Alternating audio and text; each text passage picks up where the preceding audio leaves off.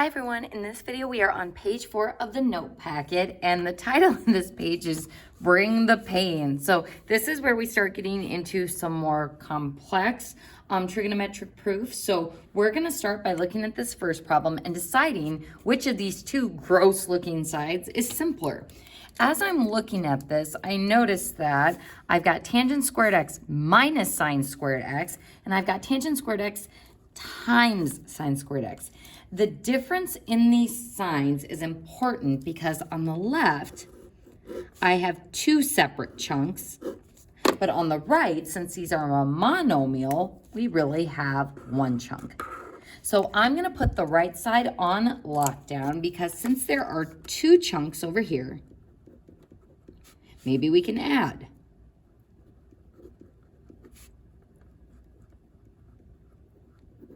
And thus simplify. So let's go ahead and start by putting everything in terms of sine and cosine. So that's a good strategy because even though there's tangent squared x over on this side, we can hopefully figure out a common denominator from the tangent to be able to add those two chunks together. So put in terms of sine and cosine is a good strategy. So tangent is sine squared x over cosine squared x, and then minus sine squared x.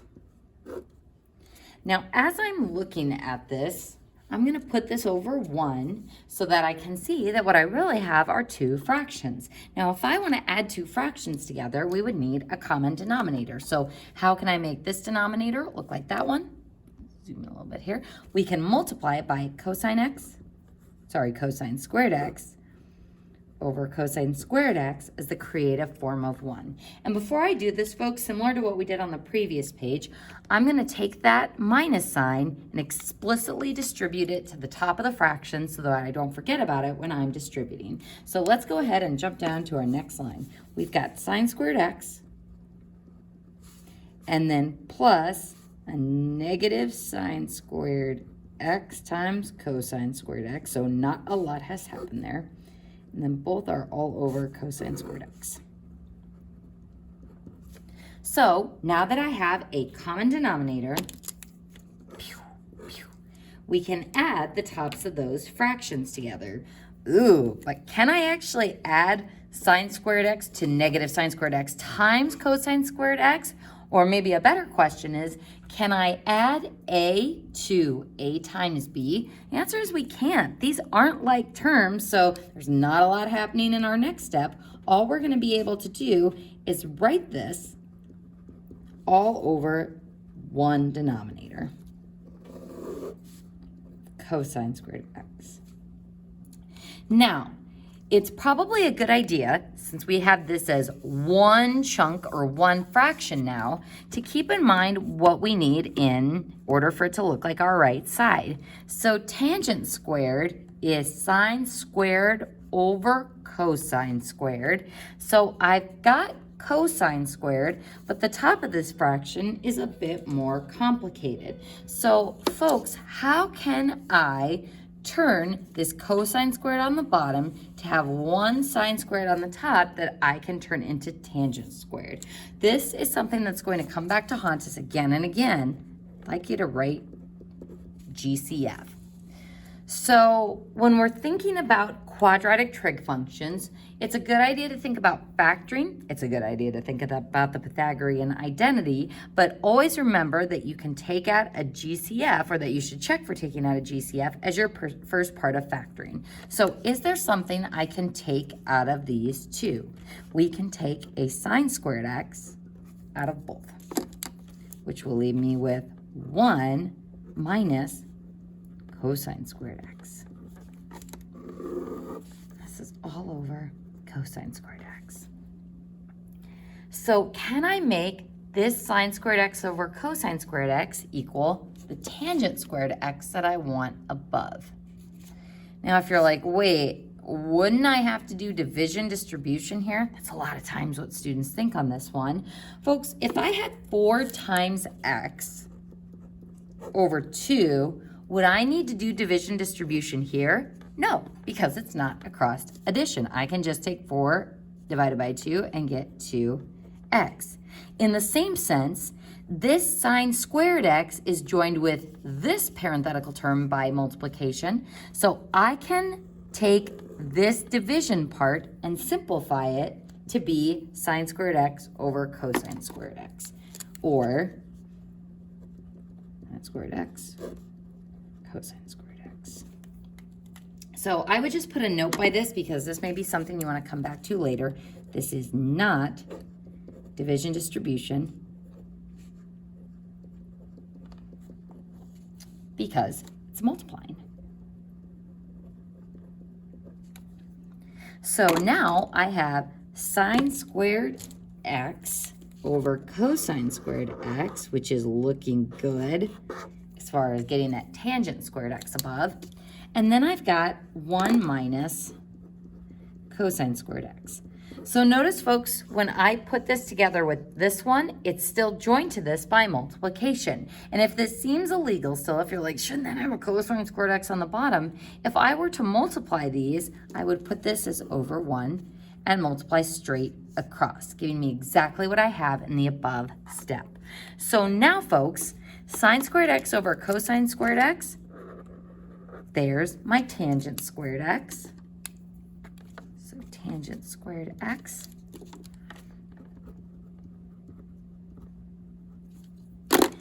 Now 1 minus cosine squared x. Is there any way for me to make that look like sine squared x? Hopefully that idea of the Pythagorean identity is jumping out at you. And remember, folks, my recommendation is that you always start by writing the Pythagorean identity in its original form first. So sine squared x plus cosine squared x equals 1. So how can I turn 1 minus cosine squared x into sine squared x? Well, if I subtract cosine squared x from both sides,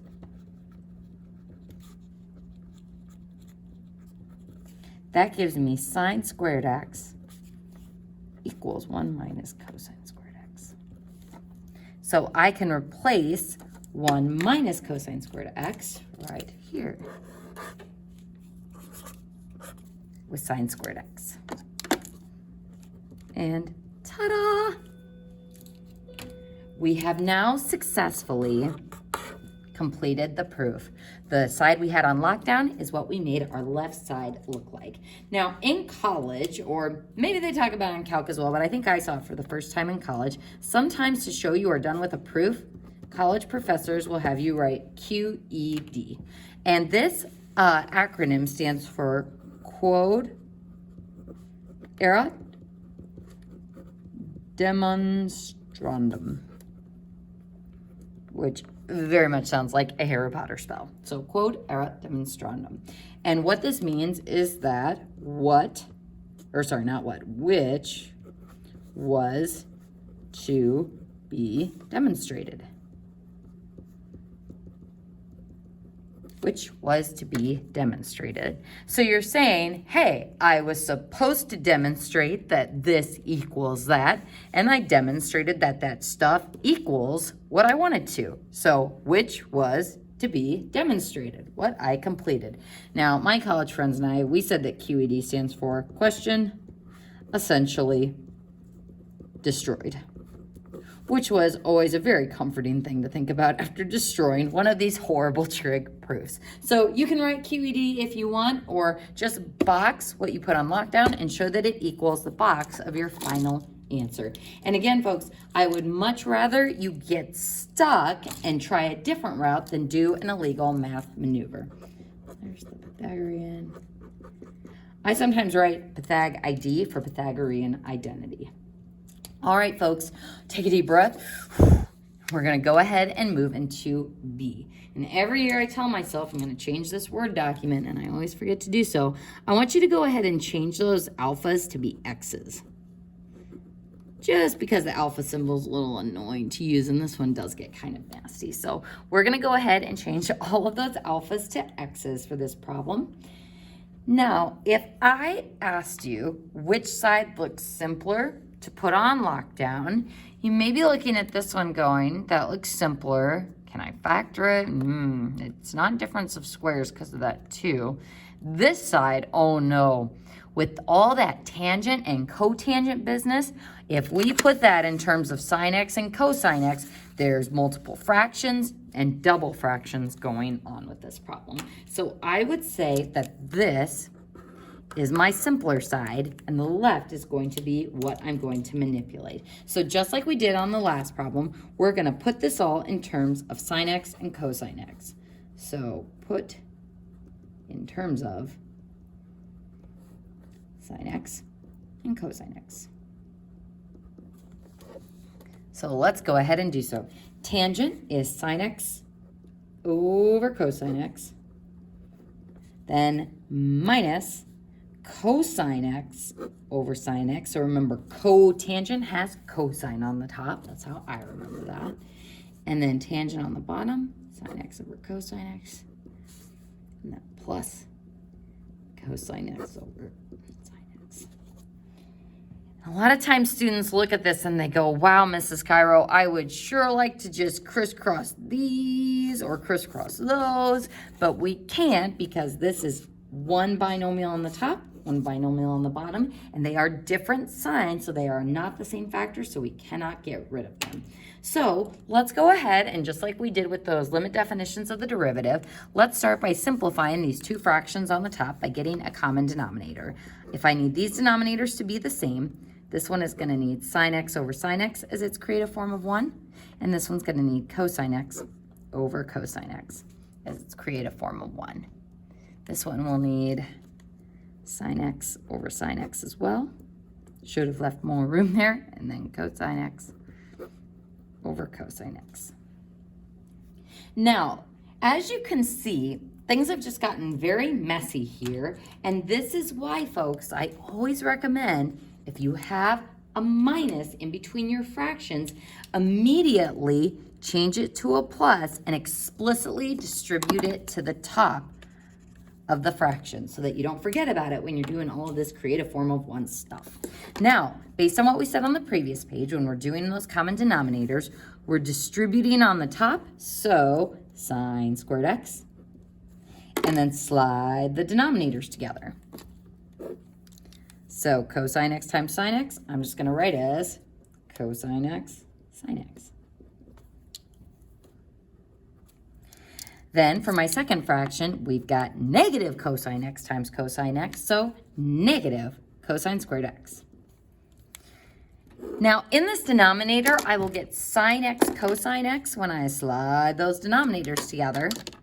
But just to make it, completely obvious that these will be common denominators, I'm going to go ahead and slide those together, but I'm going to put the cosine first. You certainly don't have to do that. I just find it easier to make sure that they are exactly the same. And now we have the top of this big nasty fraction problem done. So moving on to the bottom, we're going to get the exact same thing, except we will get a plus sign here instead of a minus sign. So sine squared x cosine squared x all over that common denom. Oops, and I almost forgot the x. That was a close one. Cosine x, sine x. Cosine x, sine x. And again, folks, I know it's a lot of work, but you have to include the variables every step of the way, even when you're doing these big, long proofs. So I'm not going to get lazy and just write cosine, sine. It has to have a variable attached to it. All right, folks. Now at this point, we've got sine squared x plus a negative cosine squared x, and cosine x, sine x for the common denominators. So what I'm going to do is I'm going to add those tops together, which is going to give me sine squared x minus cosine squared x, exciting stuff, all over that common denominator of cosine x, sine x. Now, is sine squared x minus cosine squared x equal to 1? No, the Pythagorean identity needs a positive in between sine and cosine. So let's go ahead and look at the bottom of this fraction. On the bottom, I get sine squared x plus cosine squared x. And that is the Pythagorean identity. So you could write that in your next step, or you can go straight to writing that as 1 over cosine x sine x. All right, folks, so big picture-wise, we took those two fractions on the top and added them together, the two fractions on the bottom and added them together. So now it's time to handle the double fraction. So I have one fraction on the top divided by another fraction on the bottom. So keep, change to multiplication, and flip that fraction to be cosine x sine x over 1. Keep, change the sign, flip the fraction. So the dividing by that fraction is gone, and now I'm going to deal with what I have left. Folks, what happens to cosine x and sine x? They cancel. Goodbye, goodbye, goodbye, goodbye. And what I'm left with is sine squared x minus cosine squared x. But if you're looking at that going, that's not what we're supposed to be getting, Mrs. Cairo.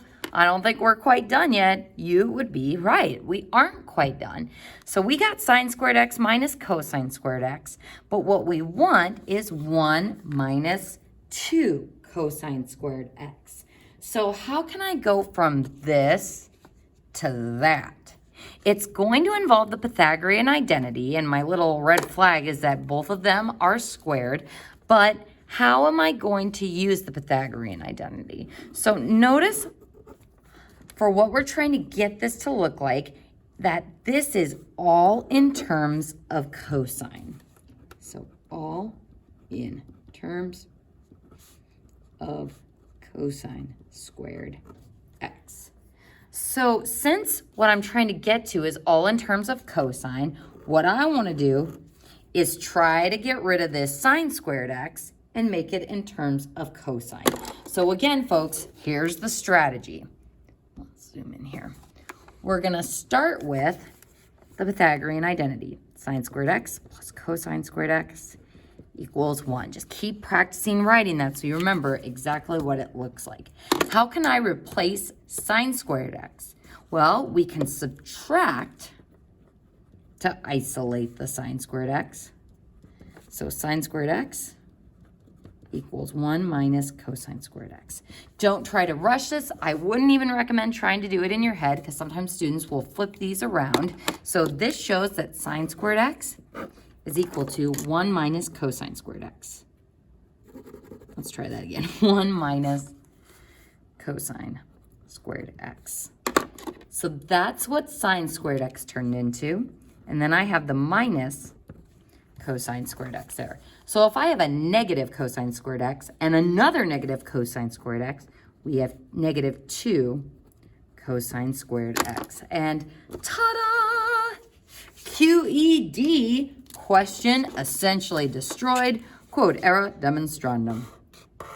And that concludes page 4 of the notes.